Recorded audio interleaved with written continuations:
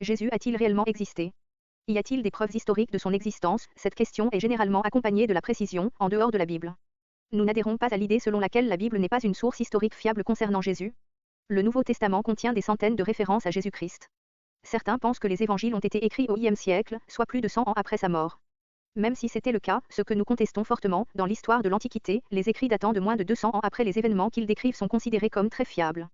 De plus, la grande majorité des spécialistes, chrétiens ou non, s'accordent sur le fait que les épîtres attribuées à Paul ont bien été écrites par lui, du moins certaines d'entre elles, au milieu du 1er siècle APJC, soit moins de 40 ans après la mort de Jésus. Leurs manuscrits constituent donc une preuve très convaincante de l'existence d'un homme nommé Jésus en Israël au début du 1er siècle de notre ère.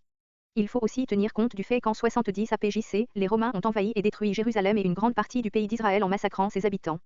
Des cités entières ont été brûlées jusqu'à la dernière pierre.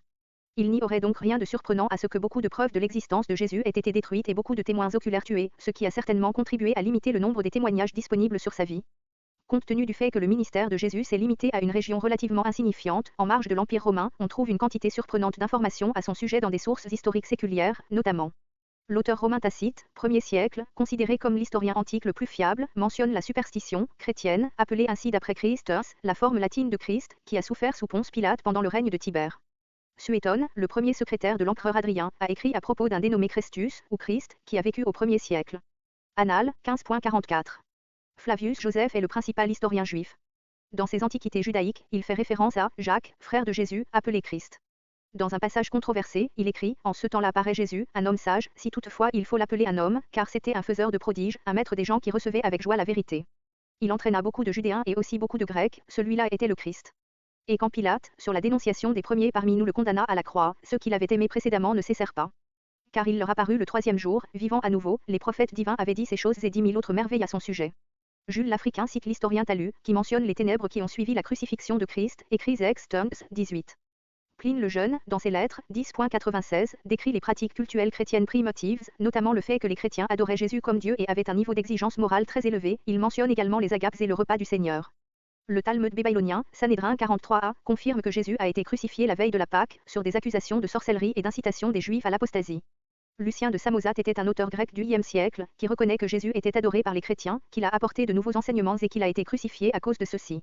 Il dit que les enseignements de Jésus comprenaient la fraternité des croyants, l'importance de la conversion et de renier les autres dieux.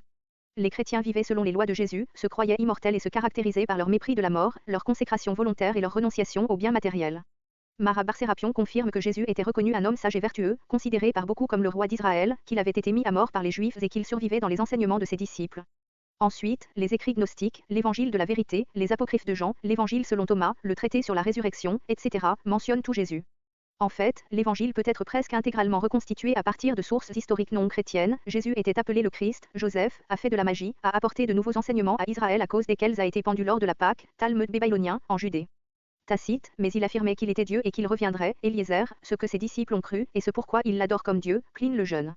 Il y a des preuves irréfutables de l'existence de Jésus-Christ, tant dans des sources bibliques que séculières, mais la preuve la plus convaincante de son existence est le fait que des milliers de chrétiens du 1er siècle, dont les 12 apôtres, ont accepté de mourir en martyrs pour lui.